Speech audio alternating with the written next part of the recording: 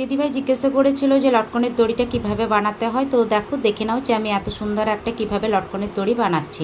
দেখো কাপড়টা কম ছিল বলে আমি জয়েন্ট করে নিয়েছি। তো দেখো আমি কাপড়টা নিয়ে নিয়েছি কুড়ির উপর।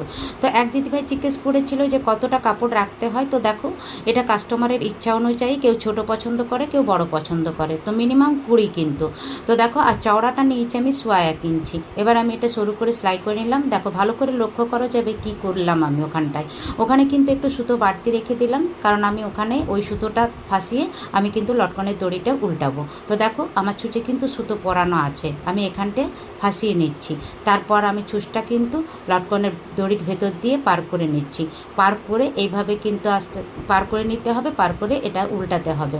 তো দেখো এটা তোমরা এইভাবে টান মেরেও পাল্টাতে পারো, কি হাতে রেখেও টান মারতে পারো এক হাতে, কিন্তু এটাতেই বেশি সুবিধা। দেখো এইভাবে সুন্দরভাবে লটকনের দড়িটা কিন্তু দেখো উল্টানো গেল।